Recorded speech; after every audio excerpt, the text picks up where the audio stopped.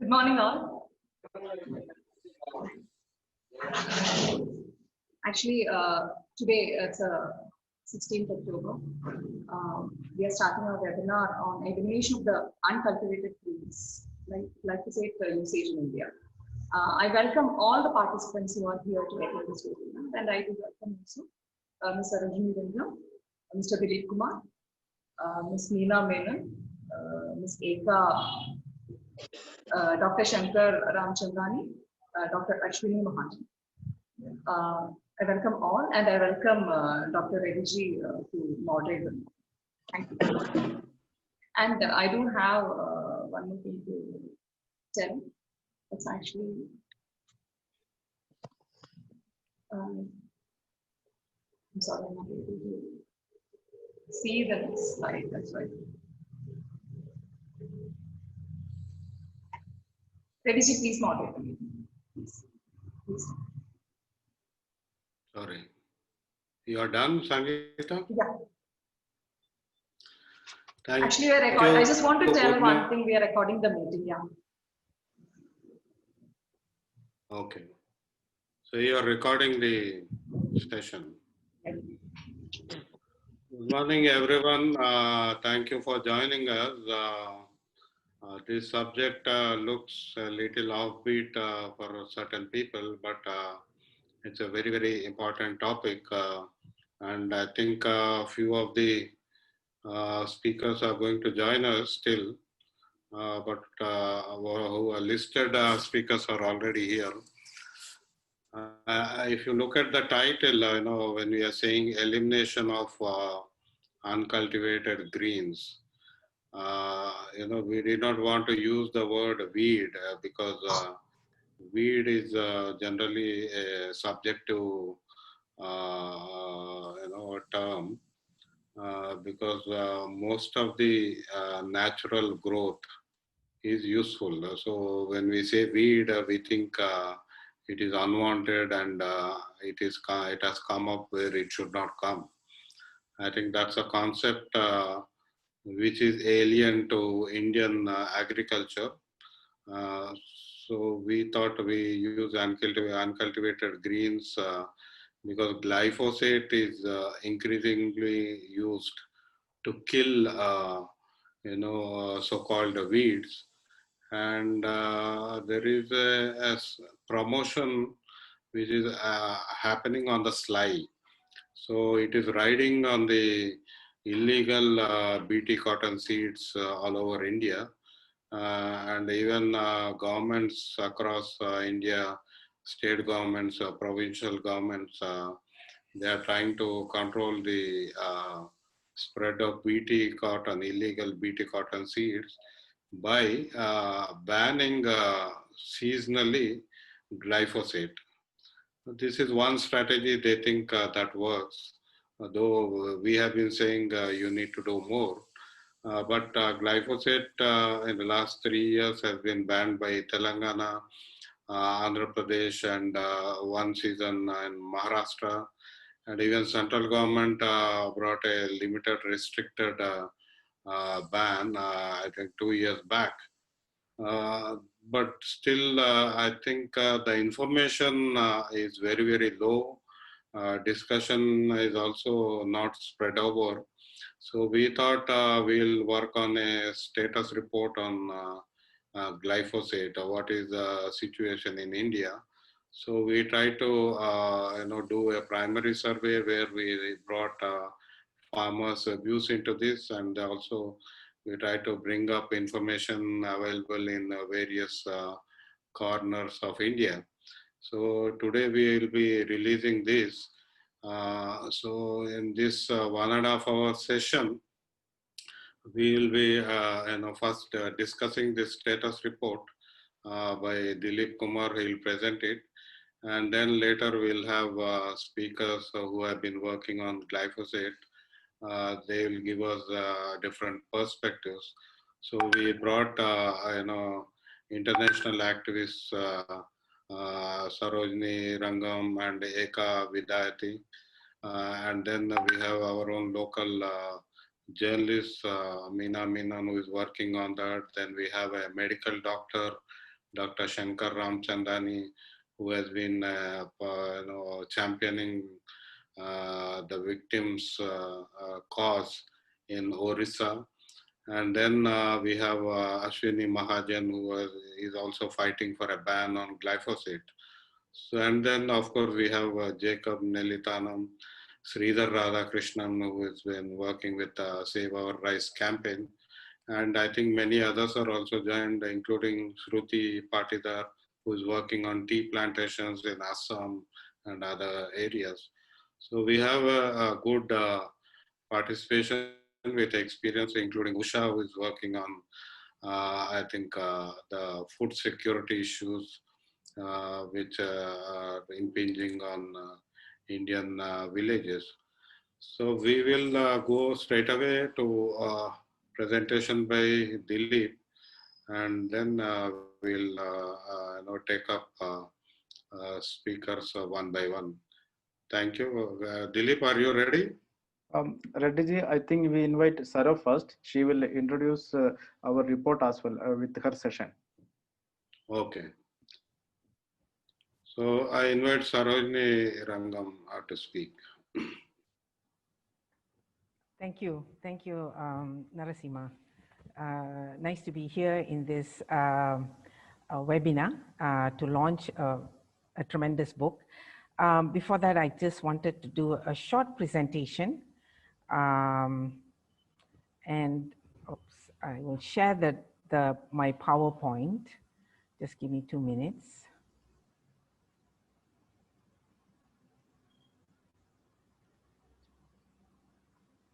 Okay, right. So, okay. So my topic today is corporate accountability and glyphosate, and I will touch on some of PANIP's campaign and provide a short overview in terms of the impacts of glyphosate on both in terms of the human health, but also environmental. A short overview of that, and then I'll go into the PANIP's campaign. But I would like to actually start with Silvino Talavera. And I always remember him as the boy who died because of Monsanto's Roundup ready herbicide.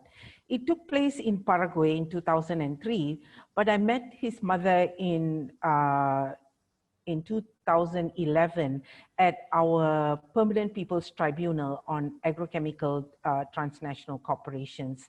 And he was walking to school and they were spraying pesticides, Monsanto's Roundup ready herbicide, which is the glyphosate, on the genetically engineered soya.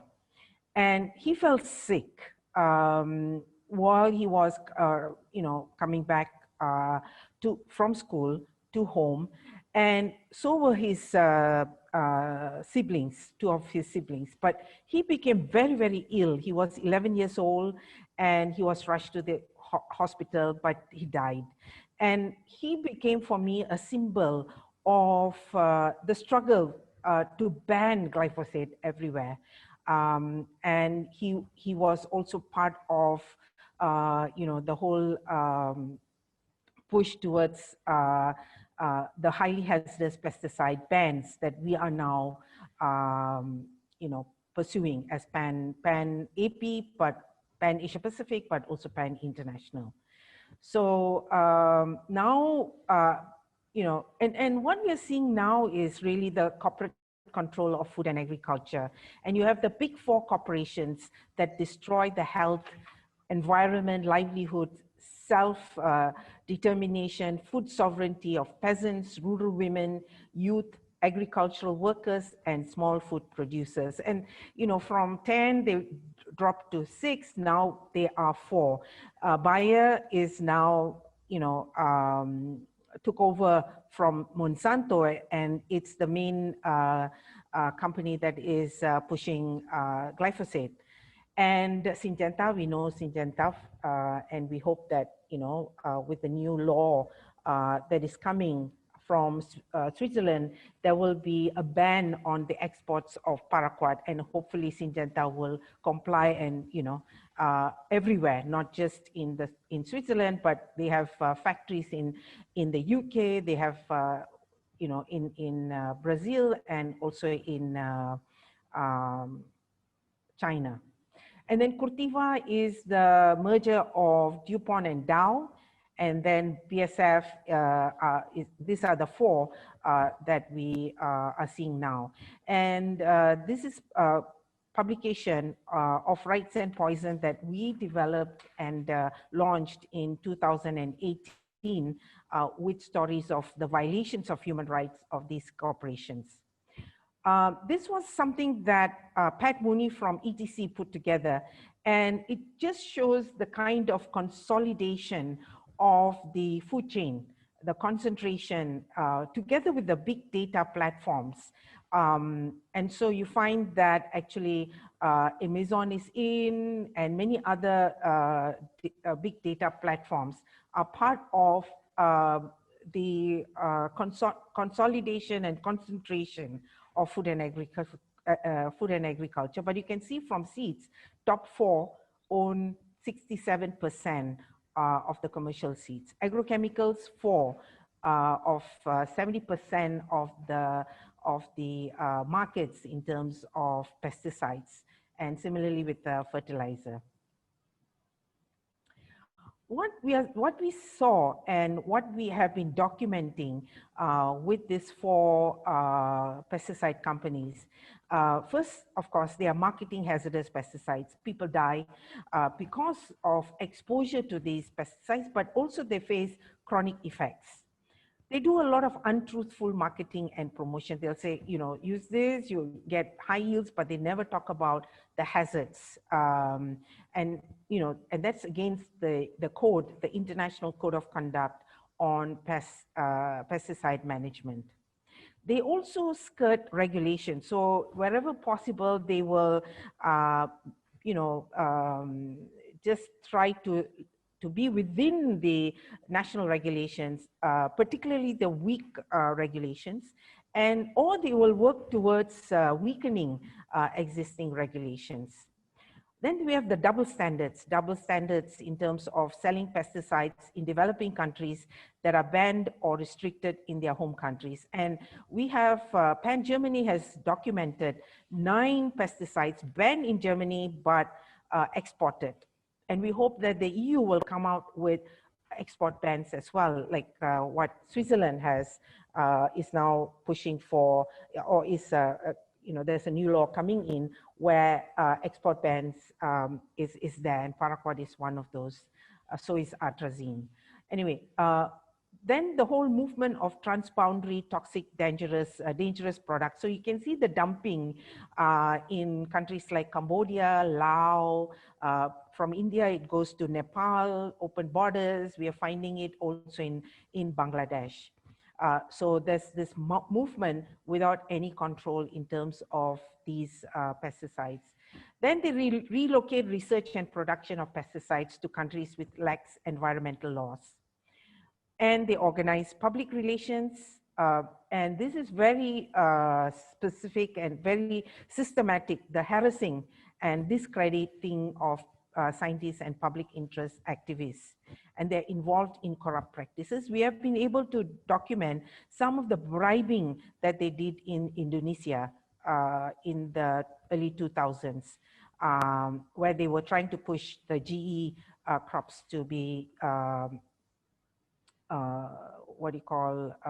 commercialized in Indonesia.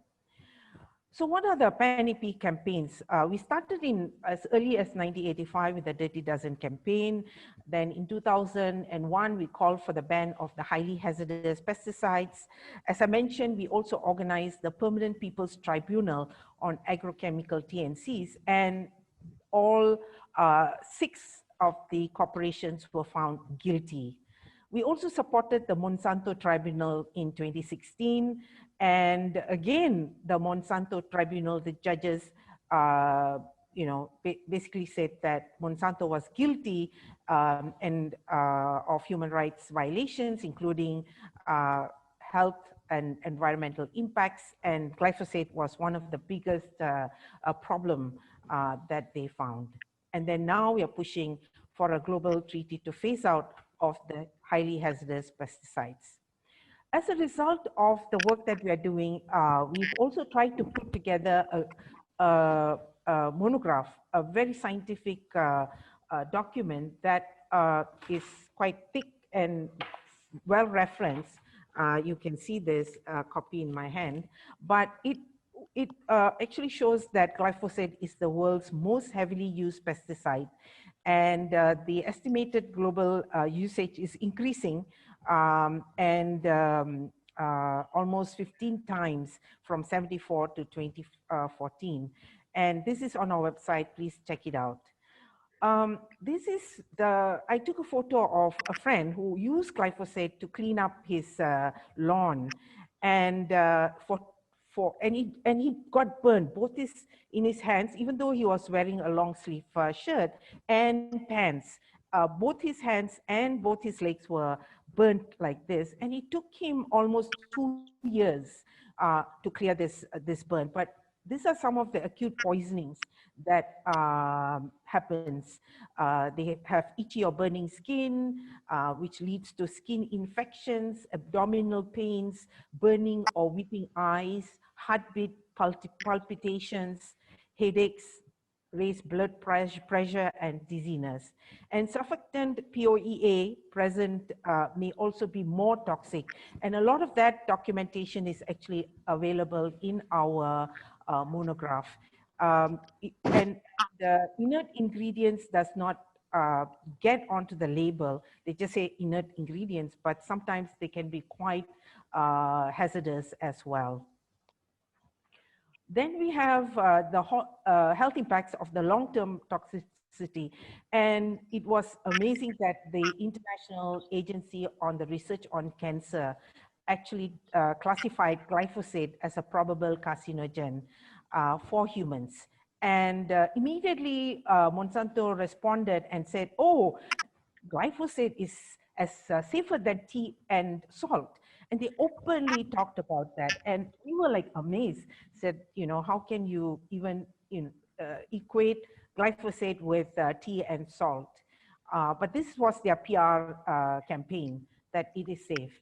And then you have endocrine disruption, and that covers so many hormonal disruption of, you know, the human body. Reproductive and development exposure, even exposure at very low doses may result in problems, including miscarriage, preterm deliveries, low birth weights, etc. And there's a substantial body of evidence that shows that, you know, this is happening. Neurological adverse effect in the nerve cells, so the link with Parkinson's disease, and then the impact on immune system, including adversary respiratory effects, asthma, autoimmune skin effects. We're also documenting environmental effects where glyphosate has a direct ecotoxicological effects and indirect effects. So elimination of flora, and that's what I think this title was amazing, that it destroys and eliminates the plant life that sometimes is important for nutrition. Aquatic effects, we have glyphosate is water soluble, and so it is increasingly found in the environment, and it alters the composition of aquatic communities and the ecological balance. So you have harmful algal blooms, reduction of tadpole and frogs and other species, and adversely affects earthworms and beneficial insects, as well as birds and other animals. And these are reported in some of the countries in Latin America. And in fact, it increases the weed resistance to glyphosate. Then we have, you know, because of the IARC'S decision that glyphosate is a probable human carcinogen, many countries actually talked about, you know, banning. For example, Thailand announced a ban last year. There was so much of pressure. not only from the corporation, Bayer and Monsanto, but also the US. So you can see where the US is placed. And, you know, they are pushing the advantages for their own companies, their own transnational corporations. But it is still being discussed, and the public health is still pushing very hard with the support of CSOs and people's movements in Thailand. So they're still being discussing it, and they're still pushing it with many, many campaigns. Sri Lanka announced ban very early, but again, there was so much of pressure from the big agribusiness, this time the tea plantations and the other plantations, and the ban was rescinded.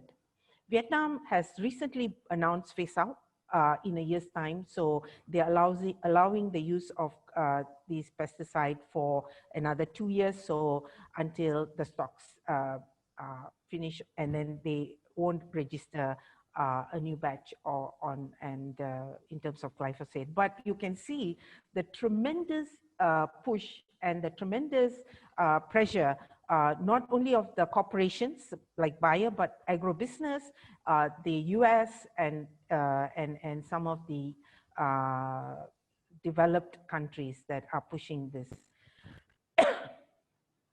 Then, so now I come to some of people's actions and campaigns, and you can see that we've been doing a slew of campaigns from 1985 in terms of highly hazardous pesticides. It got into big attention already in the 1990s, but we basically started to work on it during the Permanent People's Tribunal, when we started to document the impact of glyphosate.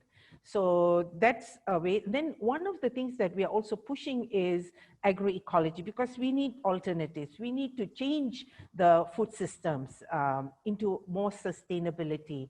So PAN-AP looks at agroecology as being strongly grounded on the environmental, social, and cultural, economic and political dimensions of sustainability. Very important, because it's not just environment or economics, but it's got all these elements.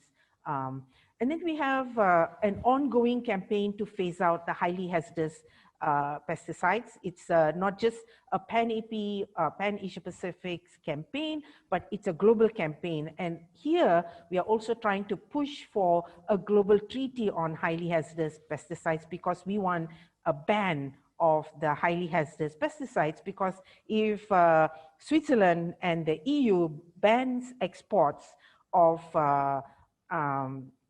banned pesticides, the concern is now it will move to our countries, to the south. So we need to have a global campaign to phase out the highly hazardous pesticides. And then another ongoing campaign is our Protect Our Children from Toxic Pesticides. We want to highlight the impact of pesticides on children and to call for a buffer zone around schools as one action that people can support and be part of. And then, of course, you know, it's so important that the work of PAN India to keep on documenting the impact of and the use of certain highly hazardous pesticides. And this is part of a pesticide series, highly hazardous pesticide series. But this one is, of course, focusing on the state of glyphosate use in India.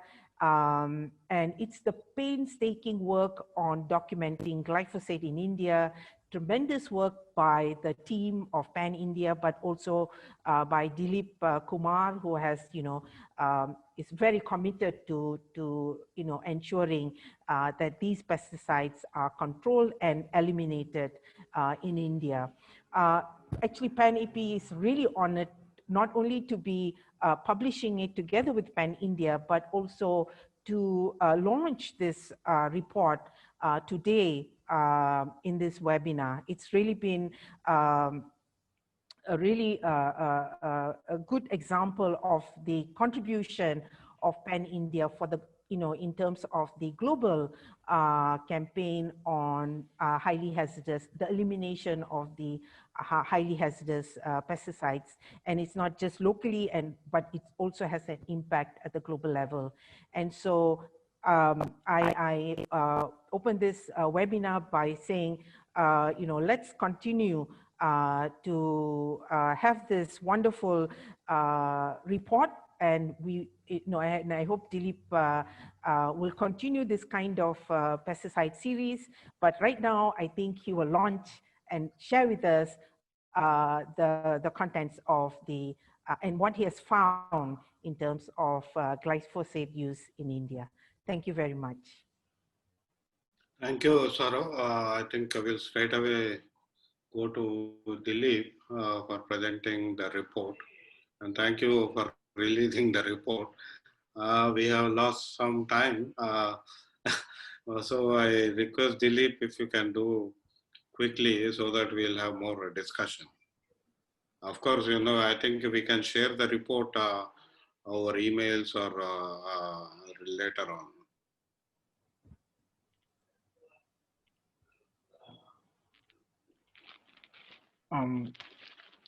Thank you, Reddy ji, and thank you, Sarah, for releasing the report online. Let me quickly go through this report. So, glyphosate is one of the deadliest pesticide used in the world, and it's widely used globally and also in India. And I think it became focus of discussions and policy discourse across the globe in this recently due to various reasons. And this report actually presents the kind of ground reality of glyphosate use in India, and can be used as a tool for informed decision-making process by governments and policymakers. And about this study, it was aimed to assess the ground reality of the glyphosate, and it analyzed approved uses of glyphosate in India, recommended use by state agriculture departments, then field level users, and also it tried to attempt various implications on actual use in the field. So regarding the methodology we used both primary and secondary data sources, and primary data has been gathered through surveys conducted in 7 states in India: Andhra Pradesh, Jharkhand, Himachal Pradesh, Karnataka, Tamil Nadu, Telangana, and West Bengal. We have a total of 300 respondents, which includes 227 farmers, 43 workers, and 30 retailers. And the secondary data we used like government data and official reports. We also gathered some data through the provisions of Right to Information Act from state agriculture departments, and also literature were also used. So regarding the profile of the glyphosate, it was actually patented in 1971 in the US as a herbicide, and now it is a non-selective post-emergent herbicide widely used.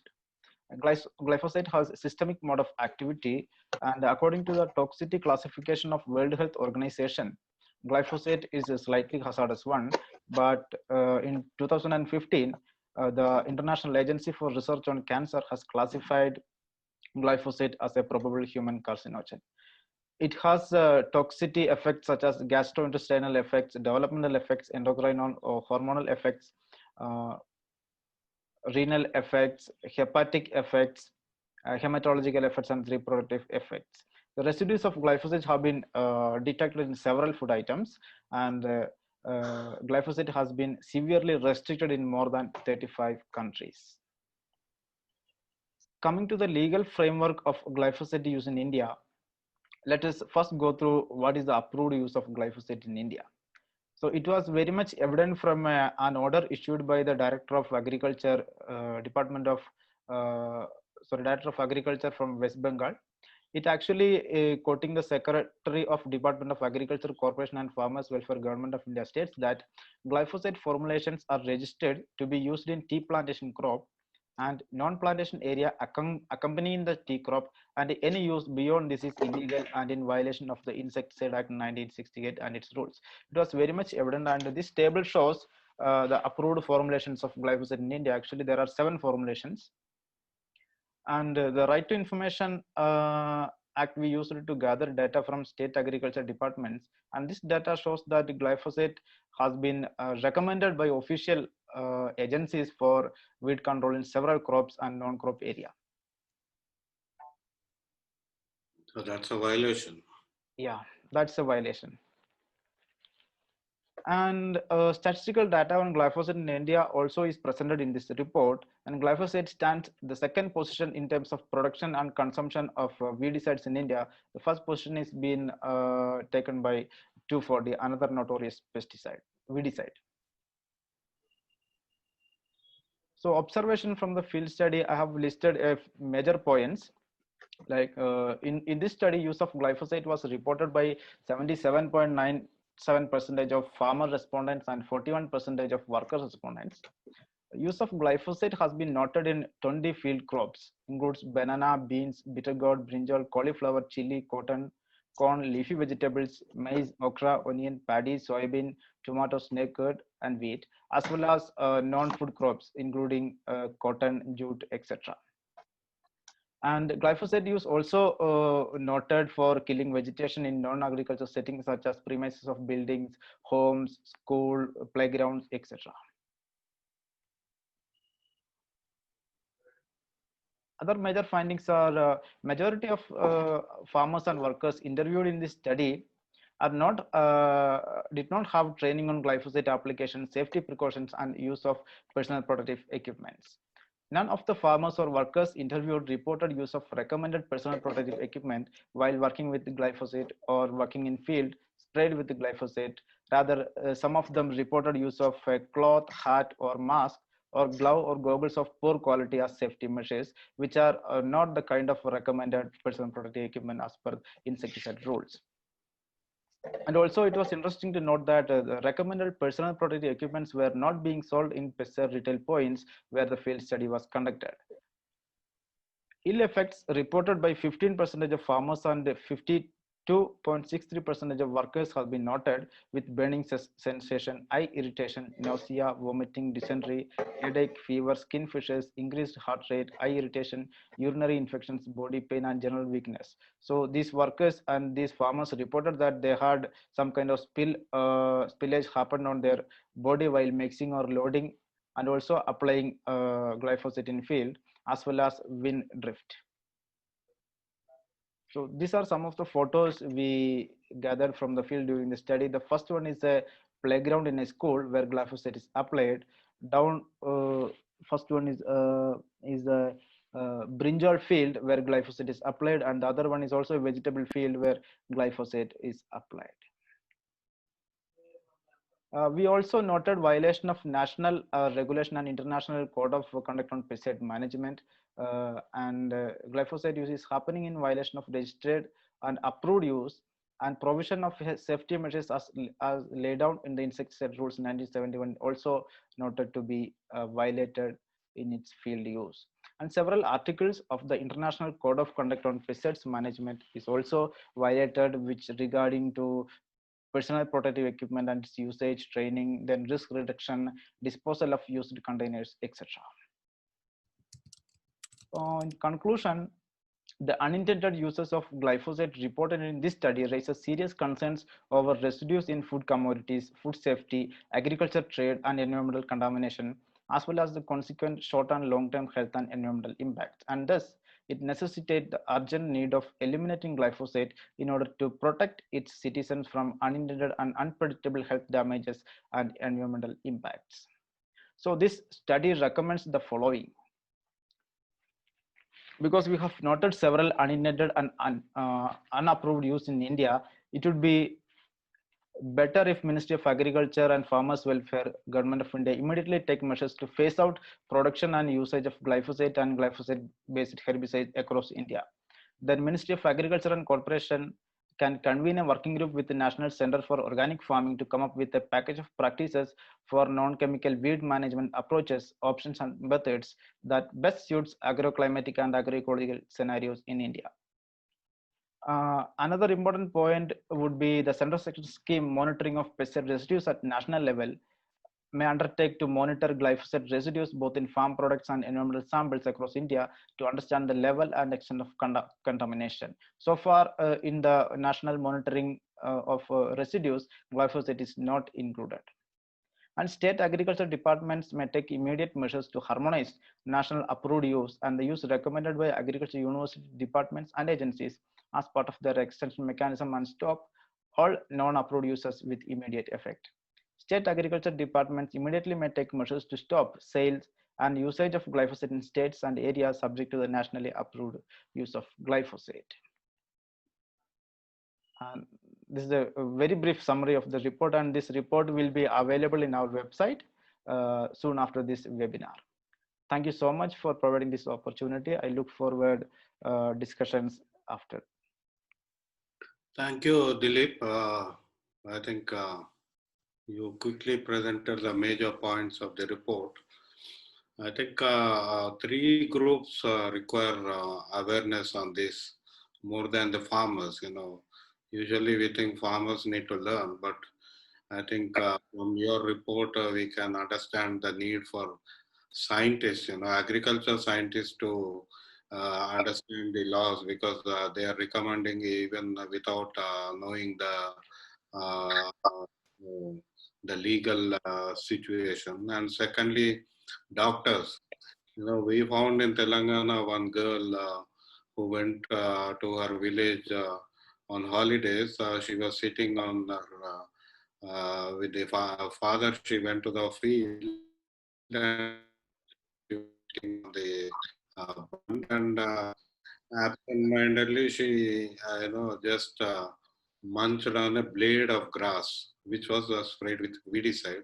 It's not confirmed glyphosate, but in that area glyphosate usage is there, and she died after 1 month in the hospital. I think treatment was also a problem, so doctors also need to understand, and then our decision makers, especially bureaucrats, I think they need to also learn more than farmers. I think these 3 groups are very important.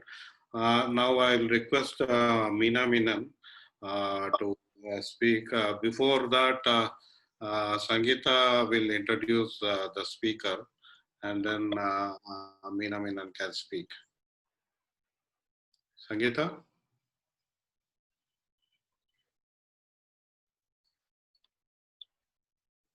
Okay, she is not available. Meena Menon is a well-known journalist. She wrote a book on cotton and of course many articles related to agriculture. And she is also associated with Hindu and now with different websites. She is a ferocious writer on agriculture and farmers issues. So I invite her to speak now. Maybe we can do it in 10 minutes and then of course we'll have more discussion. Meena? Yeah, thank you, Dr. Reddy. Can you hear? Yeah, clearly. Okay, I'll be very brief because I think the basic issue is the report, and I just want to go a little beyond that to discuss. The whole issue of glyphosate is also linked to the rise of illegal cotton. I'm so sorry. And especially herbicide tolerant. Just give me a moment, please.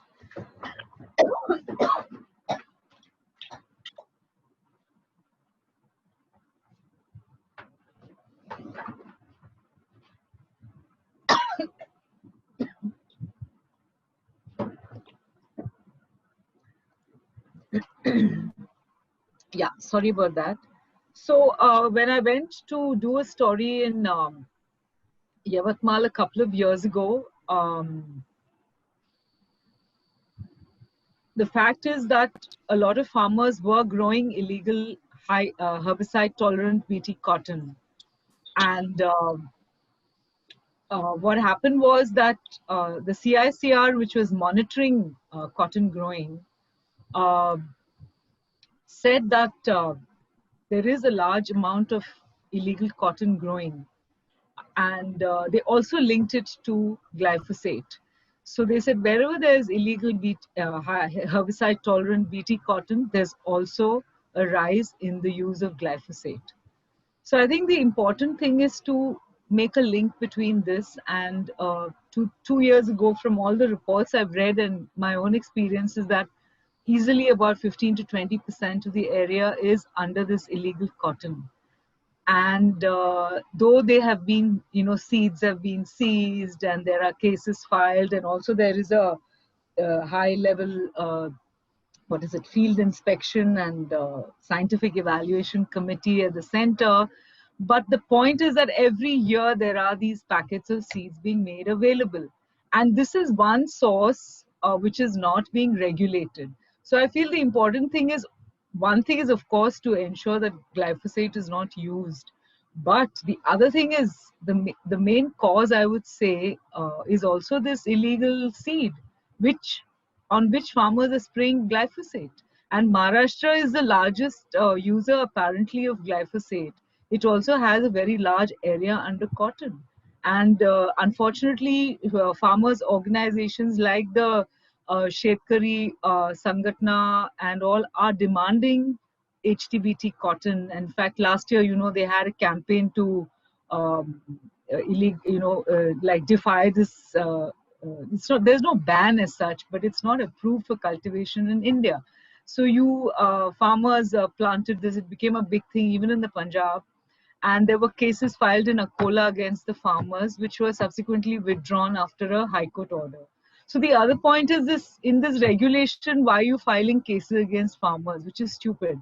Because farmers are going to obviously grow what's available to them and what they see as an easy way out, which is what I saw in the last 2 years that I've been reporting on this, after especially the contact poisoning cases in Yavatmal in 2018. So I feel there is no let up in this. I think this year also there are some 50 lakh packets which are in circulation in the country, and all these. So what is why can't these regulatory authorities get to who is manufacturing the seed? So that is not happening, and they keep seizing vast quantities of it. Sorry? They keep seizing vast quantities of it and then, filing some cases which no one hears. I've tried to find out what happens to these by filing RTIs and never get a decent response, or they don't respond at all. So I think that's a huge failure. And also I tried to understand how people are not aware of the fact that Bayer is paying out something like $10.9 billion to settle 75% of the 125,000 cases filed and unfiled, claims of glyphosate use leading to cancer. So it's a huge amount, and I don't think Bayer is a kind of company which is going to just pay out stuff unless there is a good reason and they've been hauled up for it. And this is the thing, in a country like United States, admittedly with all its flaws, still has a mechanism where people can file and get compensation. But here in India, we are not learning, and that's sometimes I try to argue with people who are supporting glyphosate.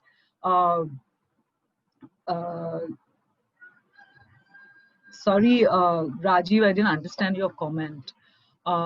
So the point is that there is a reason why why it's been called a potential carcinogen. There are impacts, and we are not looking to stop the source, at least of cotton. See, it's also from this report and from what I know, it's being used in other crops as well, and this has to be regulated. Also, it's affecting, imagine even our organic products which are being exported to other countries are reporting traces of glyphosate from some of the reports I've read online. So I think the regulation has to be stepped up in terms of stopping the seeds. Yes, Rajiv, you're saying the seeds are from organized sources. Of course, they have to be, because every year they unfailingly land up in the farmers' fields. So this is a backdoor entry that many companies, which I'm not going to name here, have used in the past. There were illegal BT cotton seeds in 2001. Everybody will remember that. And then BT was, hastily kind of cleared in 2002. And the same thing is happening with these illegal HTBT seeds, because Monsanto withdrew its application for approval from the GAC. So the other thing I wanted to say is, as Sarojeni said, there's also a question of sustainability. You have to have an option. For instance, in 2018, and when the massive contact poisoning cases happened in Yavatmal, and the pink bollworm really became a major pest, the universities of Akola and all these places, they developed a protocol to manage the pink bollworm, not through chemical spraying, but through integrated pest management. And when I went back the next year as a follow-up, a lot of the farmers were using it, and there were less pesticide deaths, and despite the fact that they had planted large areas with HTBT cotton. So this is also a cheaper variety of cotton seeds, and obviously it's coming from a very organized setup, because of people come to their farmer's field and sell it. So you have to get to the bottom of this, and that's something that obviously the hesitation is because they are being produced by companies under a front, and until this is exposed, things are not going to change. So that's one area that maybe PAN or whoever can campaign, because it's not going to stop. And then they've also managed to get a section of the farmers clamoring for these seeds, because they think this is the next step, and they need this, to stop weeds. And they're saving I heard Dr. C.D. Mai also saying it stops weeds. It saves 5,000 to 10,000 rupees for the farmer from weeding, no doubt. But the point is, it has huge consequences, and this report, I think, should be circulated in different languages, not just English, to farmers, so that they can also read, or it can be explained to them, because a lot of them really don't understand the kind of toxic chemicals they are using in the field, and they don't understand the implication. They think it's easy. Okay, we have this seed which can take this weedicide, and we spray it, and hey, everything's wonderful. It's not that. It has far-reaching consequences. Apart from being a carcinogen, it also stays in the system for a very long time. And what really actually horrified me in the report more than glyphosate is the fact that 2,4-D is the leading pesticide chemical in India, and sometimes it's used in combination with glyphosate. So it's not just one weedicide we actually are contending with, but this other really serious chemical as well.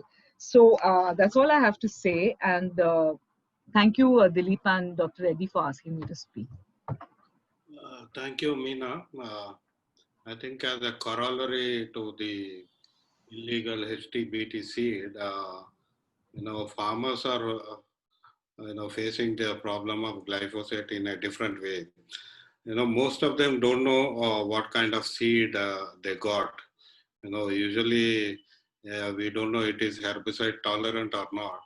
So many times what happened is they buy seed, and then they think it is tolerant, and then spray glyphosate.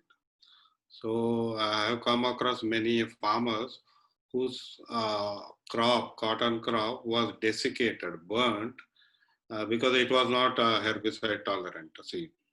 So when there is a sale for illegal BT seed, HTBT seed of 50 lakhs, packets, and farmers do not know which kind of seed they are using, and farmers are losing in a different way again. And I am, appalled. Recently I wrote a letter to them. Why all the state governments and central government so far have not booked even a single person under this illegal HTBT cotton seed. So those are the issues which are coming up. And now I'll request Eka Vidayati from International Union. Before that, Sangeeta, are you ready to introduce her? Yeah, I'm ready.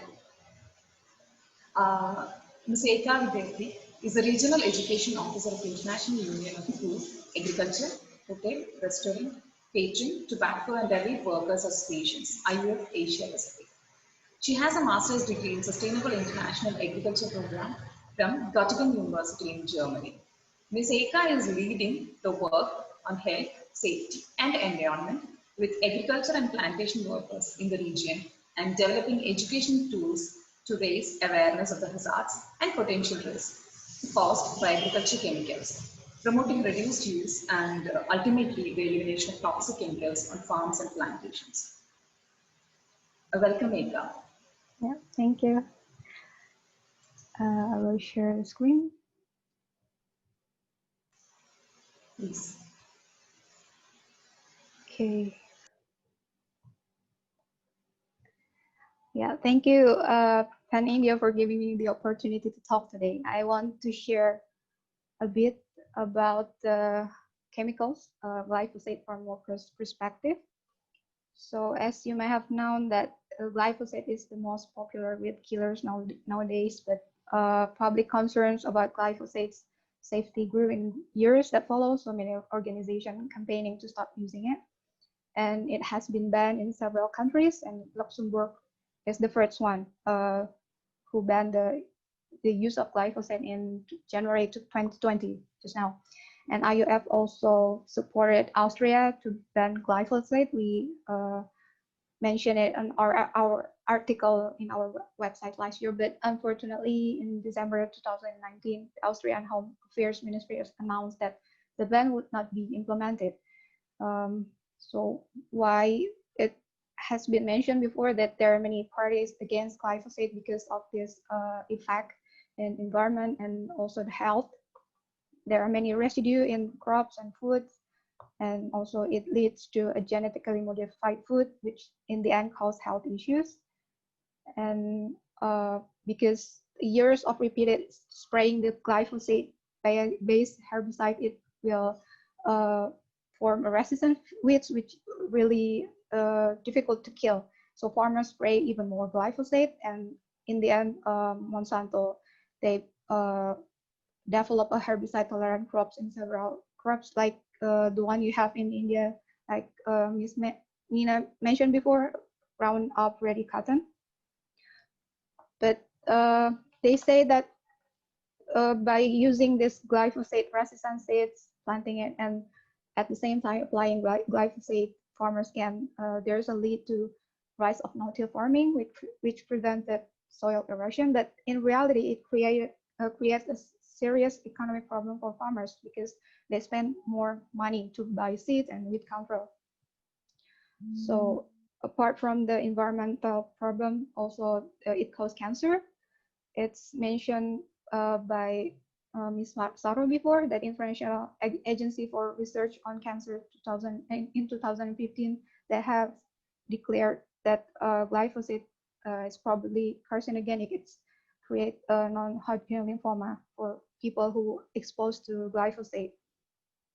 There are several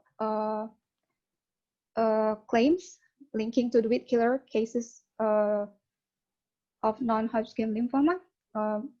For example, Alpha and Alberta Pilliot, Edwin Hardeman, Dwayne Johnson, they filed case against Monsanto because they suffered this NHL.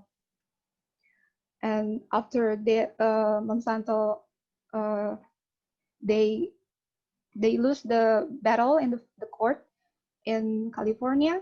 So they put this label, the warning on their label that it says that Roundup cause cancer and birth defects on other reproductive harm, and also there is a panel booklet available, but most of the time customers they can't read it. They can't really understand what is mentioned on the booklet. They don't understand what is the risk of using this pesticide. Like in many farmers in India even buy glyphosate in plastic bag. They don't know what kind of chemicals in it. So apart from that, glyphosate also causes chronic kidney disease among paddy farmers in Sri Lanka. It's based on the research by Dr. Sarat Gunatilake and Dr. Chanan Jayakusumana. So there are many professions with greater risk for glyphosate exposure apart from farmers. They are agricultural workers, landscapers, professional gardeners like Dwayne Johnson, who filed the case and he won the lawsuit.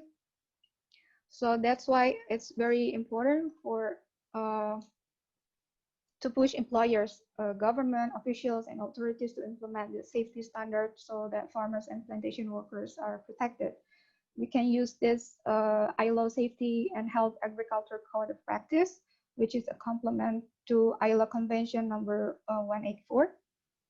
Unfortunately, India hasn't ratified this convention, and there is actually a hierarchy of countermeasures for reducing risk in the workplace. And the first one is to eliminate the hazardous agent and to reduce the hazard, minimize the hazard, and the last option is using the PPE. Is there any alternative? Yes, there is. The most important thing is we use weed management. And if it's not possible, it's not effective, we can use alternative herbicide, which is less harmful than glyphosate. And pesticide must be used only as the last resort when all other non-chemical alternatives have been applied and it failed. And according to this code of conduct by ILO, employers should provide training to all personnel with no cost. And also PPE should be the last line of defense and the least effective. For those who are not able to or that don't have the capacity to make decisions using glyphosate, like plantation workers, we have to demand the employers or the government to apply safety standards, give training to the workers so they can understand what are the risks. And although IUF hasn't given any training about glyphosate actually to our members, but we can use this workshop we have done with banana plantation in Philippines to educate plantation workers about health and safety in the plantation. So through this workshop, we help workers how to identify risk in workplace. There are 5 risks that workers usually face in the plantation: physical risk, mechanical risk, ergonomic risk, biological risk, and chemical risk. Also, they use this glyphosate in the banana plantation. So through this workshop, we help workers how to identify risk from different stages, from planting the plants, taking care of it. You can see it here. There are 4 posters. It has different stages of banana planting, from the planting stages until the packing house. So we explained about occupational risk factors. There are 5 factors that I mentioned before, and about how to work with chemicals. And we asked them to identify the risks that they face during working for each stages. And participants were asked to write down the risks on the sticky notes.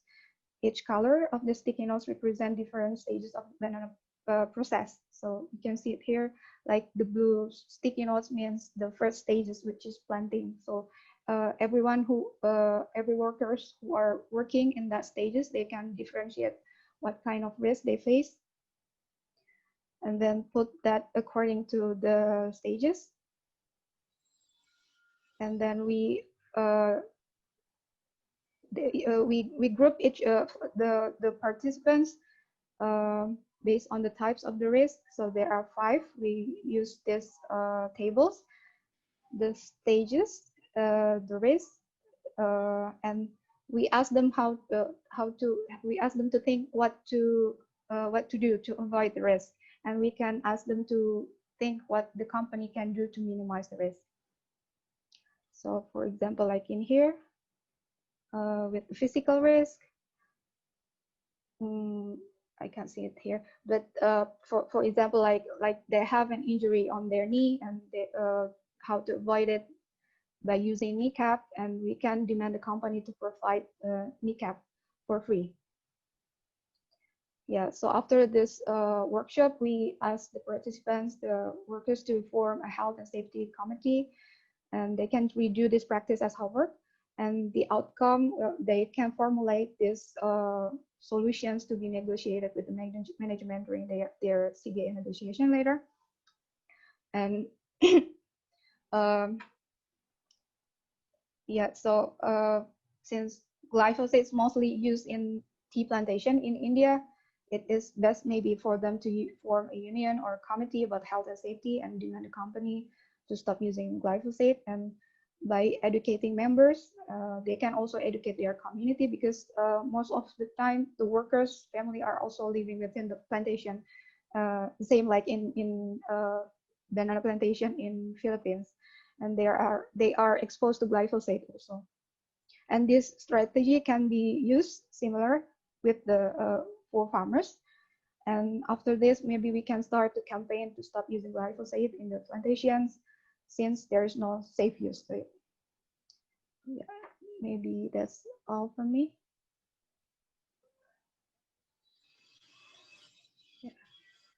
Yeah. Yeah. Thank you. Are you done, Yaka? Yeah. Thank you. I think you brought another two groups into the discussion. One is the consumers. So even if the glyphosate is not used in your area, the food residue, glyphosate residue in the food, which is imported probably wherever glyphosate is used, America, Europe, or wherever.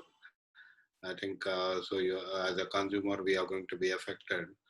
And secondly, the workers who are unaware of the hazards of glyphosate, I think they need to be educated, because they are the primary victims of glyphosate.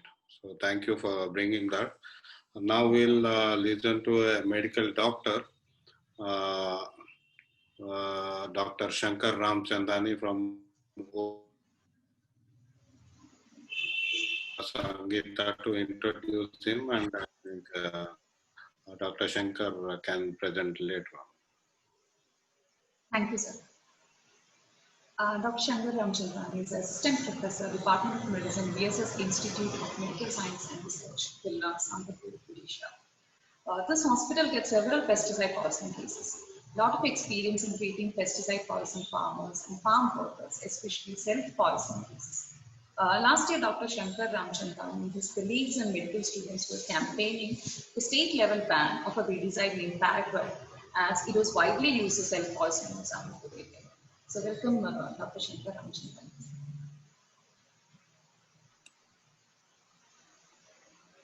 Hello. Dr. Shankar? Yeah, he's on mute. So you can unmute yourself.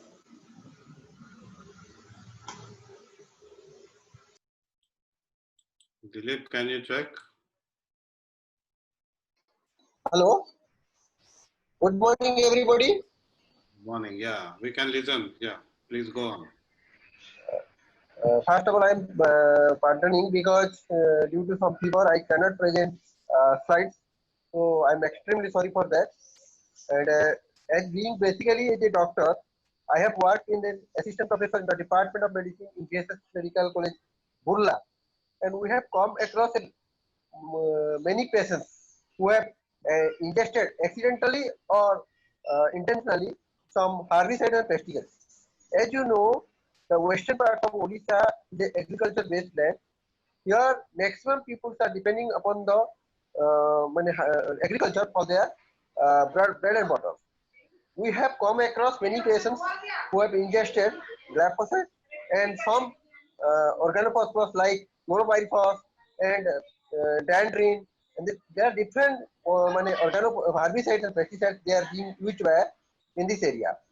So the previous year we have started a campaign against the paraquat, and we also went on first to protest it, and eventually the government of Odisha banned partially but not completely by restricting its use. But till now this paraquat is being sold in the market, but in a restricted pattern. So this basically, yesterday I have come across a patient of glyphosate who was having renal failure. I can see you the picture of that patient. You can see this patient picture. This is the picture of the patient who was admitted the day before in the Department of Medicine.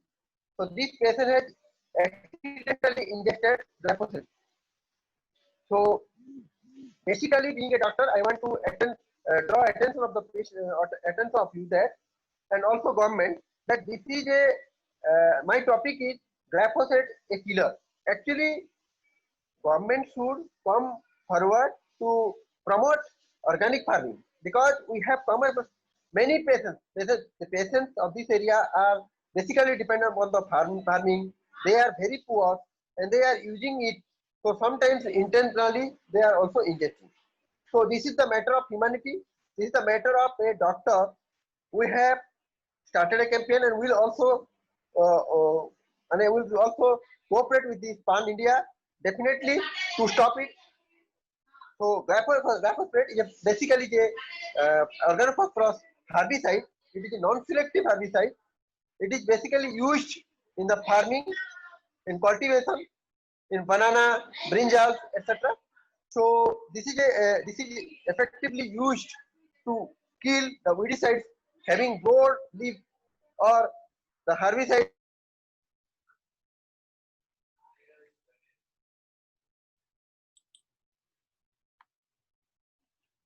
One is acute effect and the other is chronic effect. When the patient ingests it, accidentally or intentionally, there is a corrosive action of it. Because, as you know, the glyphosate having some additive or adjuvants like isopropylamine and polyethoxylate tallow-yellow. These are very corrosive. So when the patient ingests, there will the irritation in the mouth, nose, either in the form of ingestion or in the form of inhalation. So there will be the nasal irritation, sneezing, there will be the corrosive action on the mouth, buccal mucosa will be eroded, there will be the ulceration in the mouth, in the esophagus, in or sometimes also in the stomach. Besides this, it can also causes kidney injury, acute kidney injury. Patients, a lot of patients. Yesterday, the patient was admitted having renal failure and hepatopathy. There is derangement of the liver enzymes. So acute impact leads to the mouth ulceration, nasal irritation, sneezing, diarrhea, vomiting, and renal failure, acute renal failure. Due to this adjuvant isopropylamine, patient is having pulmonary edema. The patient felt breathing difficulty because there will the wet lung. The fluid will be accumulated in the alveoli, so patient will feel breathing difficulty. Similarly, we have come across many patients who are having some cardiac dysrhythmia. Heart rate will be irregular. When we go for the ECG, we will find ventricular tachycardia, supraventricular tachycardia. These are some arrhythmia that may lead to the life fatality. That may lead to endangerment of the life of the patient. Also, we have come across many patients because as you know, Bargarh district is the leading district in the India, having highest number of cancer patients. After Bhatinda, it was second, but according to the Indian Association of Oncologists, this year Bargarh district has occupied the first position in India, lagging behind the Bhatinda. So this is very important thing that because this is a agriculture based land, here the patients, here the farmers are using herbicide, pesticide. So this is probably this is one of the most important factors that is leading to the maximum number of the cancer cases in this area. And basically, as many literature says, and international European Chemical Agency and WHO categorize it into 2A category. So probably it is a human carcinogen leading to non-Hodgkin's lymphoma, lung cancer, and sometimes hepatocellular or liver cancers. So these are some chronic consequences of this. Besides it, it has been found that It has some also endocrinal dysfunction leading to testosterone, estrogen imbalance in the body. So there may be impotency. The patient will be infertile. There is less chances of fertility in the later life. There is less chances of progeny, formation of progeny in the later life. So these are some growth stature. There will be failure of the growth stature in the children. These are some studies done in European country and also India.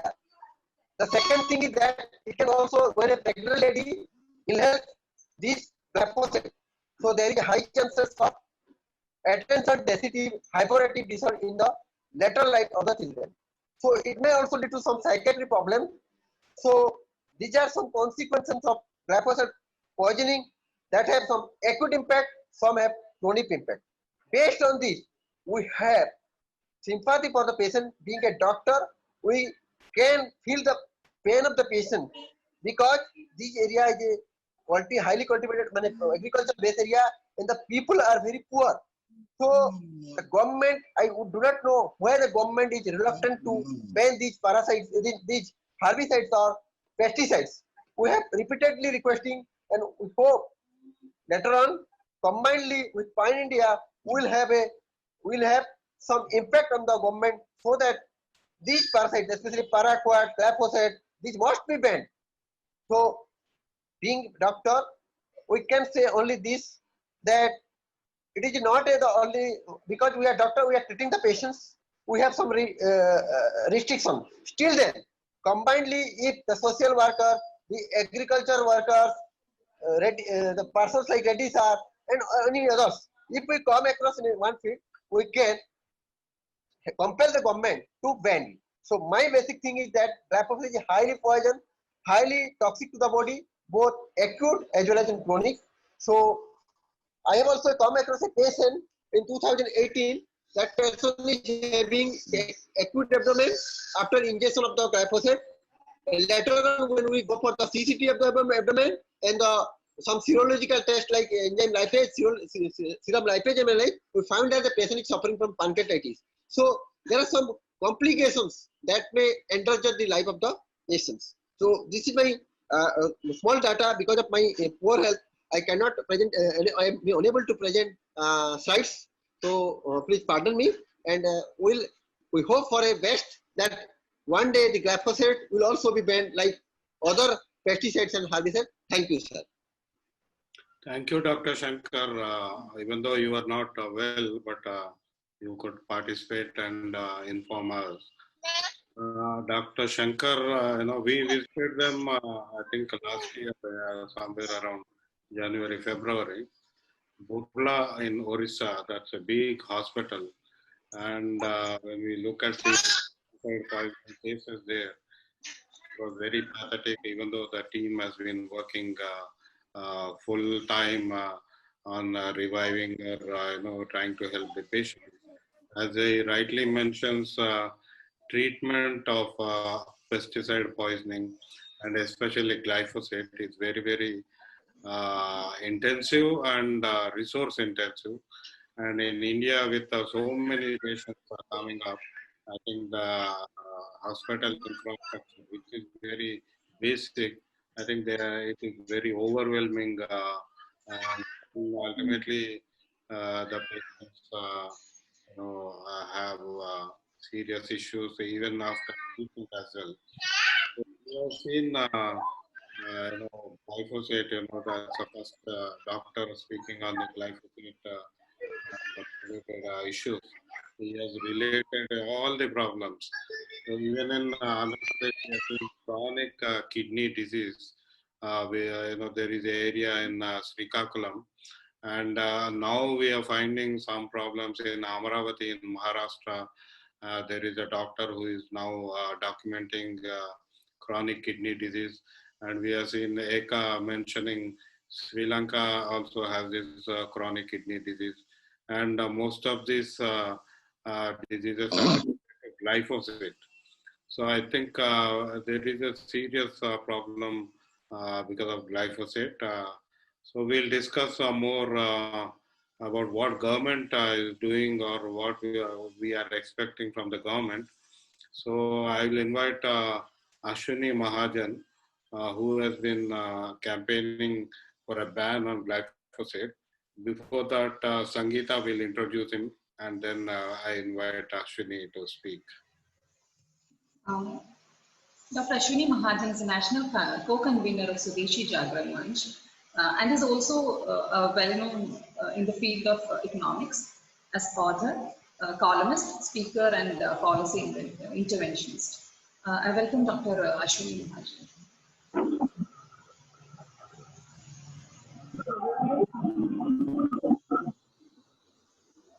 Can you hear me? Yes. Low. Can you be louder?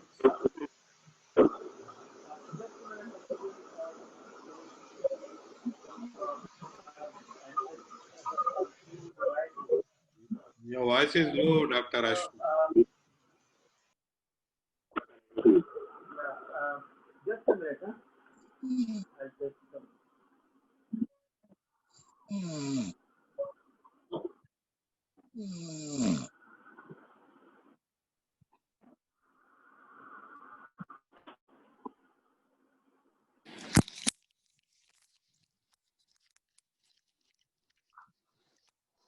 Can you hear me now? Yes, very clear.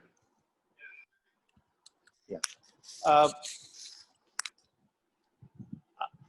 I take this opportunity to thank the organizers for having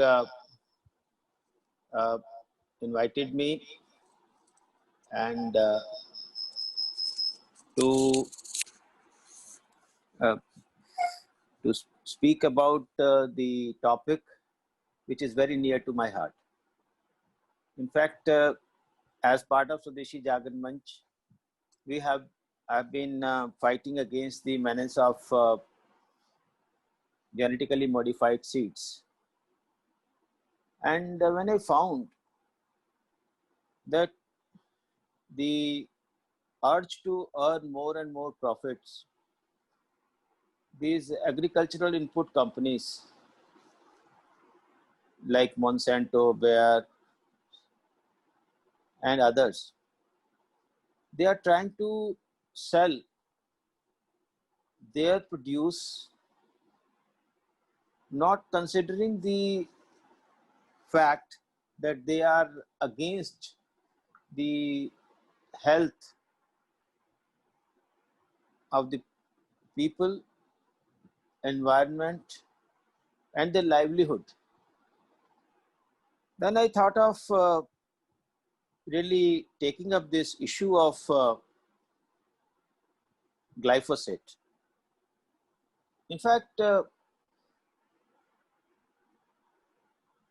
I got a motivation to raise this issue from my typist.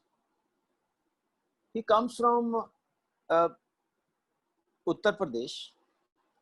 He comes daily after traveling around 100 kilometers from Delhi.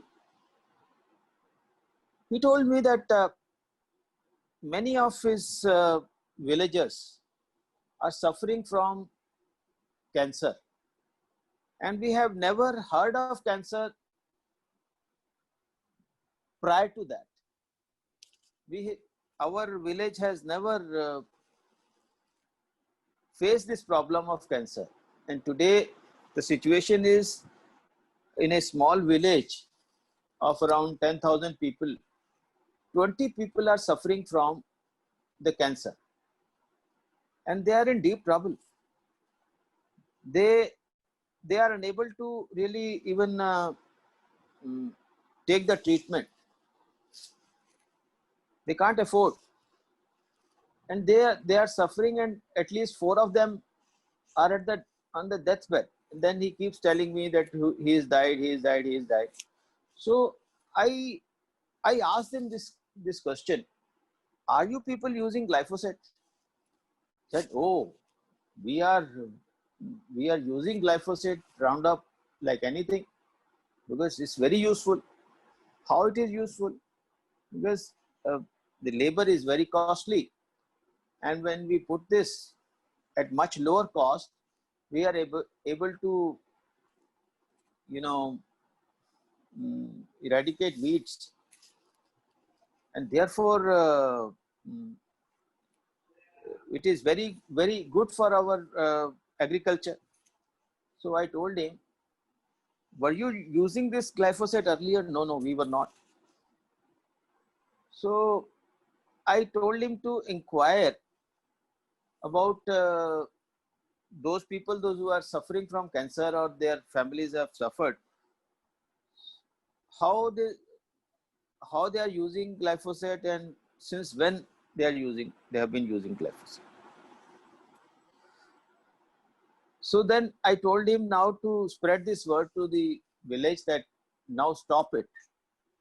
Anyways, I could convince him and he started telling people and people started using, stopped using the glyphosate.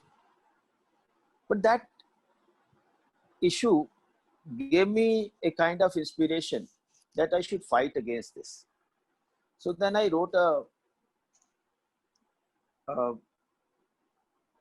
petition on change.org, and to my surprise, I got a lot of support from various quarters. And today, the situation is that about 1,94,000 people have already signed, and this number is rising. Then I approached the government, the agriculture minister. I told him that you are being misguided, because what happened in the parliament, honorable minister on the advice of the bureaucrats made a statement that glyphosate and the pesticides, the herbicides and pesticides, there is no concrete evidence that they are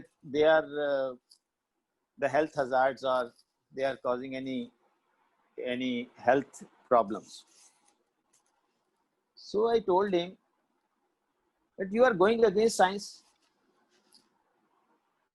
You know that pesticides and herbicides are hazardous and they cause a lot of health problems. But then what happened? I started getting support from the states. Punjab state had imposed a ban. Then various other states are also imposing ban on glyphosate. And lot of, in fact, we are getting support, indirect support from the people, those who are filing cases against this company in US.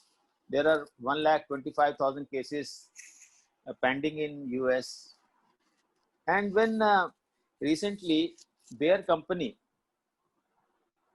offered $10 billion as a settlement amount to settle all these cases, I don't think this settlement will ever take place. But this gave yet another argument in favor of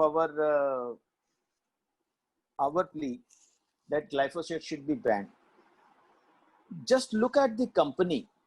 They are ready to pay $10 billion, but they are not ready to accept that this is against the health hazards, but they are not ready to accept that the glyphosate is injurious to health of the people.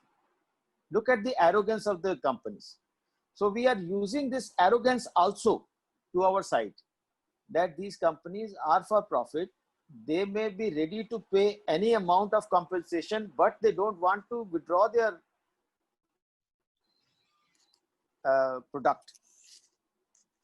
Now I come to the attempts of the people, those who are trying to promote GM crops, which are HT crops. In fact, as you are aware that Swadeshi Jagarmanch has been fighting against the GM crops right from the very beginning, when the first GM crop was given the approval in the name of GM BT cotton. And later on, all attempts of these companies to introduce, and in the name of science, introduce new and new GM crops. The latest one was with regard to, I'll be finishing in 5 minutes. The latest one was with regard to GM mustard. In fact, there is a link, and a very close link, between GM mustard and the glyphosate. It was being hidden by the scientist who is claiming to be the person who has developed this. I told him that you have not developed it fully. So saying that it is a Swadeshi GM is not correct. He said, why? I told him that you are using 2 traits of GM mustard of their company. When they stopped the trials, you started. That means there was an understanding between you and the Bayer company. Since you are using two traits of Bayer, I would like to know what arrangement is there between you and the company. And then I told him that you must accept that this GM is HT GM. It is not GM only. It is herbicide tolerant. He accepted that it is. But I never intended it to make it HT. So you see, I told him that whether your intention was there or not, but the fact of the matter is that this GM mustard which you are claiming to have developed is actually HT. And any HT product coming to this country is not acceptable to us, whether it is HT BT cotton or it is HT mustard, because it is going to kill my farmers. As they have already killed many, they are already causing a lot of health hazard in US and other places. So we can't allow you, whether it is you claim it to be Swadeshi, which is not, but even if it is Swadeshi, we are not going to accept it. So with this, I would like to really underline the fact that 90% of the GM crops are actually HT, and wherever the GM crops are not HT, they are making it to be HT. And therefore, we should all, the scientists and the medical professionals and the social activists, all should join hands to fight against this menace of herbicides, of glyphosate, to save the mankind. And with this, I would stop. My time is also over, I believe. So, in this, what we are basically missing, though I was very happy to listen to the medical professional here. And in one of the meetings, the public meetings which we organized against the glyphosate some time back, many medical professionals came. But I feel the bodies of medical professionals, they should come forward and raise their voice.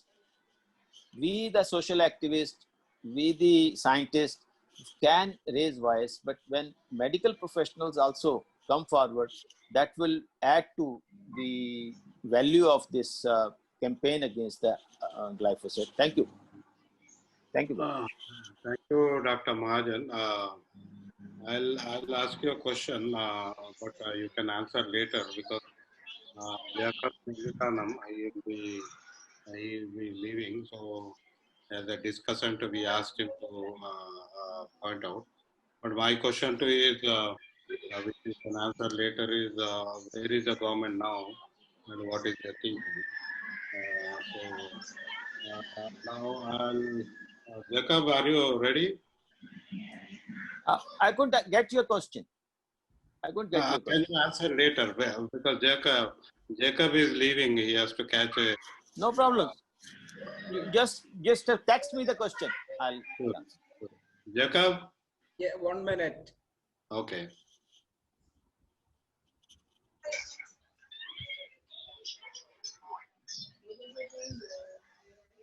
Hello. You can unmute yourself. Yes. Now I tried to unmute, but it's saying that the host has stopped my video. No, we can listen to you now. So go ahead. Hello. Yes, I'm in a hurry to leave, so I'm not making much. The problem with pesticides is that it has come as a follow-up of mechanization, the pushing of mechanized agriculture, especially because you have started using tractors more and more. Tractor-driven implements are used for sowing, and whatever traditional agronomic practices using bullock power has been wiped out. So gradually over time, the weed growth in fields have increased, and the new type of weeds have also emerged. Some weeds which have been becoming kind of invasive. It's also showing that fertility of soil is also coming down. It's weed growth, excessive weed growth is also basically showing that nature is trying to retrieve the fertility of soils by having more and more organic growth. So weeds cannot be eliminated, it has to be controlled. So traditional agriculture always had bullock-driven implements wherever the rainfall is low, or other practices like green manuring, so that you allow certain period of growth through appropriate biomass like green manures, and then plow it back into the soil and plant in rice growing areas, and also in traditionally in wheat growing areas this has been practiced. So all this has been eliminated over the 40 years or 50 years of evolution, and now we are in a situation where it's difficult for farmers to maintain bullock power, and the practices have changed. So we are now at a situation where there's mechanized sowing, and then the increased need for manual manpower in agriculture for weeding operations has become an issue with farmers. So we should think of if we have replaced bullock power for many of the operations, we should think of changing the agronomy appropriately with appropriate man-driven tools and tools, and it needs to be supported and promoted, because if we can promote solar power as regenerative power, manpower which is available in rural areas, with proper policy support, we can also manage weeds sustainably. Weeds are not only uncultivated greens for humans, it's also fodder, it's also biomass for the soil. So it is only the question of management that is important, that we have the weeds growing in the borderline areas so that it can regenerate, but in the crop field, it has to be managed at the appropriate time. So it is important to have appropriate policy framework for promotion of hand-driven tools, wherever possible, bullock-driven tools for weeding operations. And also green manuring is a way of achieving, if the fertility of soil has improved, then obviously the nature of weeds also change, and there is very little weeds coming up once you manage with some green manure or other. So a lot of traditional knowledge base is there in weed management and the tools were there which has got eliminated. So we can bring back appropriate tools like the cycle wheel hoe or the corner weeder in paddy fields, and such things has to be promoted so that we can bring back, manage the weeds, at the same time improve the productivity of crops by appropriate agronomic practices. So this needs to be discussed at the policy level, since it can have a component of subsidizing the manpower needed for this kind of operations, instead of subsidizing the hybrid seeds or hybrid seeds and chemicals and fertilizers and machinery, tractor-driven machinery. This kind of linkages where labor groups can function and be supported by either through NRGS money or other kind of support given to agriculture. So we can create small and marginal farmer groups who can do differently without chemicals in agriculture. Thank you. Okay, thank you. Thank you for those comments. Dr. Mahajan, can you briefly respond to my question? Then I'll have Sridhar Radhakrishnan to speak.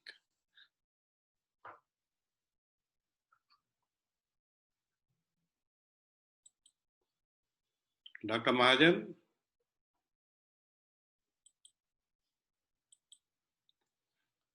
Okay, I think, Sridhar, are you here? Yes. Okay. Okay, Dr. Mahajan is ready. Sridhar, wait just 1-2 minutes.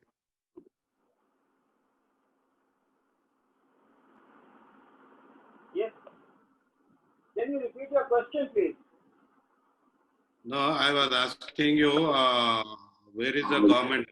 Because you have now collected 1,94,000 signatures for a petition. So what is the government thinking now? Can you, since you interacted with the minister, can you update us on what is the situation? Yeah. In fact, the government came out with a very ridiculous policy recently, which we had objected to, that they have announced that it will be a restricted use of glyphosate in future. So the restriction would be that only the registered pesticide companies companies only can administer that. So we have already raised our objection to that. In fact, what people say is that in response to our tirade against the glyphosate, they have come out with this. So I have already sought time from the minister that you give us time. And what I feel is that there is a lot of pressure on the government regarding restricting the use or the ban on the glyphosate. But I think people are with us. The truth is with us, and we'll definitely be able to get a ban on the glyphosate very soon. Thank you. Let's hope they'll ban it soon. Sridhar, can you add? I think there are two things I would, specifically want to raise here. While I completely agree, the first of all, I think the workshop, the webinar has been immensely used, and quite a lot of field level and ground level understanding has also been brought into the webinar. I think that's been immense, quite an immense number. The only reservation I had, which I had already put up in the chat, was that I must frankly say I was not very convinced with the recommendations of the report. Basically, and I have put it on the chat, so it's like an open thing. Basically, because I think many states have already gone in for drastic measures. I mean, unprecedented drastic measures, stopping its sale, stopping its use, and the national there is this the Swadeshi Jagran Manch has already moved much ahead in calling for a ban of it. national ban of it. And at this point of time, I think it would have been very important with all the information that is already in the report regarding ground realities and also the toxicity, information. This was very clearly a candidate for a national ban and not a phase out. Now, why I differentiate between a ban and a phase out is basically because we have never seen an Indian policy or any of the earlier restrictions on pesticides moving into a phase out level. Either there is restrictions or there is a ban move, which is that they review the chemical pesticides, taking years together, whatever nonsense that they do, but they take years together. But at the end of the day, it is a ban and not a phase out. So I was a little surprised with the language of phase out, and I would still say that it should call for a ban. And the second point that I thought was wonderful about the report itself, about the recommendations. One has to read the report. That's a different question. That's obviously there. But regarding the recommendations, which I really thought was a good one, was to talk about the alternatives and how Government of India with the National Center for Organic Farming must be able to bring up the alternatives. That, I think, has been a very powerful and strong recommendation. I hope we are able to push that strongly. I'm sure Dr. Ashwini would take that point also very strongly into the government, because that is where the problem lies. And rightly, the heading of the title of this webinar is also very rightly placed. The third and last point I wanted to say is that as regards to the recommendations to the state government, which again I was not very happy with, because you're talking about stopping use and sale, but then you are adding a caveat that subject to the approval of the subject to the approved use conditions of the central government. I think it is time that we talked about the strength and the power that we should give to the state governments, and hence I would feel that we have to proactively say that the state government should be allowed to ban, because this can also be, that recommendation can also be precedence to the pesticide management bill that is coming up, where we're all struggling to actually say that the state government should be given the right to ban, and hence that would actually add value to this to the struggles that we are all putting forward, or the recommendations that we are putting forward for the pesticide management bill. I think this is largely the discussions, points that I wanted to raise. I must really congratulate the team for this effort, especially that report. I think the report is going to do a lot of good use, provided I would seriously say that the recommendations have to be rethought. Thank you. Thank you, Sridhar. I think, yeah, this report is basically to help in advocacy for a ban. Dr. Meera Shiva is here. Doctor, you want to add anything? Dr. Meera?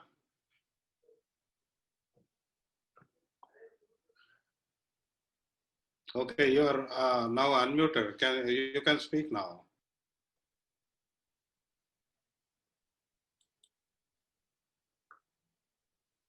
Okay, Jayan, you want to add anything? Jayakumar, the most visible international activist on pesticide elimination.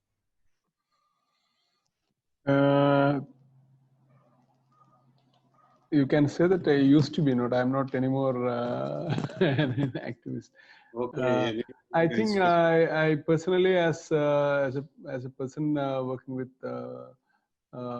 PAN family, we welcome this report, and also mostly I think earlier, as Dr. Mahajan said, one of the point missing is now to compile the health informations from across the country. Now you have the legal plate before us, where we knew this. We knew that the state recommendations are not in harmony with the government of India recommendations, and that is how the pesticide industry plays it around. So in a legal democratic system, the only thing we can do is put evidences, ask for action. So this is a brilliant piece of evidence which is helping people to take action, and I thank everyone for doing that. And I also, I'm sure Sarojeni has laid out the whole larger campaign or the demand for phasing out highly hazardous pesticides from the world. And I think we are on that road, and these are small steps we take, and these are steps which each of us, every country takes it. Globally, the people have to take it, and also, like, I think the current pandemic also gives us this huge opportunity to act in the interest of the people, in the interest of the community, in the interest of the society. So I only hope that with the help of as many people as possible, take the report to relevant levels, and I go with Ms. Meena Menon's suggestion that this report should be tried to brought out in local languages, like preferably in as many the higher uses of glyphosate where you find it, you try to bring, like Marathi, for example, Marathi or Oriya, or so that people can see it. And when we attempt that, probably it will be good to add experiences of medical doctors as case histories on that. So I think then that will be making it. And also, I think if you look at, like, recently when we look at indigenous communities or rural India, we are a lot dependent on non-cultivated crops for our food. So we have this notion that we are eating from what we cultivate, and which is also, like, if you look at the global and the Indian data in terms of science, or in terms of societal information or cultural practices, whatever way you go for, whichever branch of science you go for, our large chunk of our food come from uncultivated crops. So one of the major havoc the weedicides play in our rural economy is that it annihilates that food, and in the direct, it impacts the poor. It doesn't impact the rich.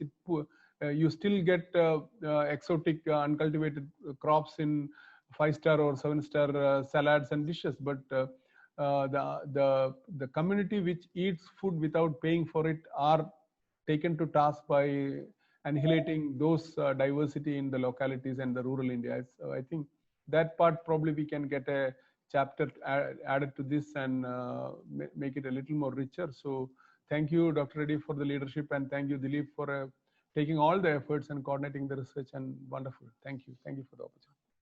Thank you. Today is the World Food Day, so yeah, but yeah, I'm sure Sarojeni might have said that it is normally PAN calls it as a World Foodless Day.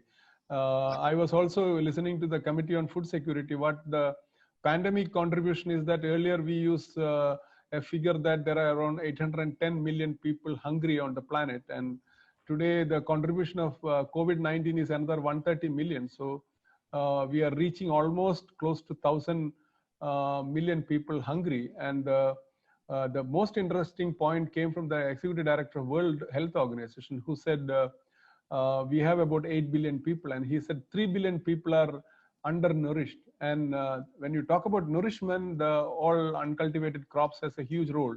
So on this World Foodless Day, according to PAN, this report makes another significant step towards ensuring food for all of us. Thank you. Thank you. We have another 6 or 7 minutes to go. Any other participants want to briefly speak? You can raise your hand.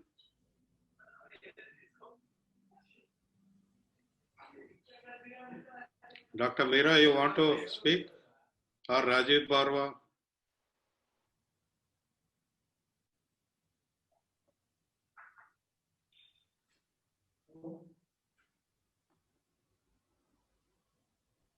Well, I just thank you for this interesting webinar, and I think the important thing is, I was talking to somebody from Maharashtra, Mr. Vijay Jawandia. I think you know him, and he was saying that weeding should become a part of MNREGA, and I think one of your participants also mentioned that. So I think the whole and as Meera very rightly said, that HTBT is intrinsically connected with the use of glyphosate. The push for HTBT is actually the push for glyphosate, and I was extremely disappointed to see that the ban of 27 pesticides, which we were all very excited about, taking the cue from the Prime Minister's speech in 2019 in the Independence Day, that seemed to have gone on the back burner. So really, with Mr. Mahajan's, connections to the government, are we going to see this ban on the 27 pesticides and glyphosate and clamp down heavily on the HTBT? And imagine the plight of the farmers in Telangana. I believe huge damage has happened to the cotton crop with this unprecedented rain. So, where are we headed? I mean, it's really necessary for all of us to come together. And thank you, Pan, for organizing this webinar. Thank you. Thank you. Dr. Meera, are you open now? We have unmuted you. You can speak.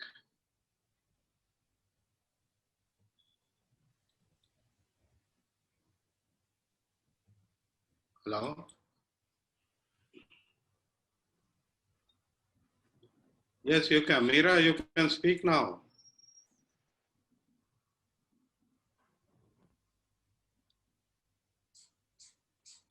Yes, you can unmute yourself. We have... Dr. Meera is already unmuted. Can you help? I think she is unmuted. No, she's already unmuted. She can talk now. I don't know what is happening.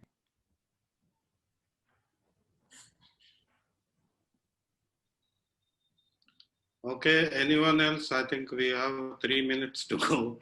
I think we had a very good interaction. Dr. Reddy, I think Usha is raising hand. Okay, Usha, can you speak? Thank you, Reddy ji. Thank you, Dilip and Pan, for bringing out this wonderful report on glyphosate, which is, I think, very, very timely. Because now I think this will help the movement in the country against the glyphosate, continuing use of glyphosate. And secondly, I want to add one point here, because now the government is talking about food fortification. They are going ahead with the number of food crops now getting fortified. Already started. Rice is getting fortified in Tamil Nadu, in Kerala. So on one side, you promote these weedicides and take out all the nutrients from the food, especially the crops which are available to the local poor, including the peri-urban areas. This is available, and you bring in the fortified food, which is costly, and one doesn't know what will be the health hazard. And there aren't many studies on that, and there are studies coming out which shows that it can cause a lot of health issues. So that is where I think the banning these kind of weedicides is very, very important. You cannot delay it. So not phase out, we need ban. This is what I want to say. If Meera can join, I think we'll conclude now, because we have just less than 1 minute. Thank you all the speakers for joining us. I'm sorry we are unable to listen to Dr. Meera due to some technical issue. This glyphosate report is a status report. It brings together the information as on date. So we'll continue to work on this, and as the sentiment goes here, I think this should be used as advocacy document to ban glyphosate in India. And I think every effort should go in that direction. I should thank Saro for joining us from Pan Asia Pacific, and Eka from IUF, International Union of Workers, and of course Meena Menon, Dr. Ashwini Mahajan, and also Dr. Shankar Ramchandani, who is COVID positive but still he has joined, and all others who have joined and spoke on this webinar. Thank you all. So we end this meeting, but we'll be in touch with you. Of course, the interaction has to continue so that we achieve what we want to do. Thank you all.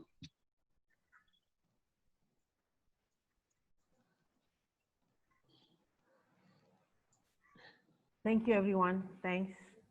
Thank you. Thank you, Sarah. Thank you, everyone. Thank you. Thank you, brother.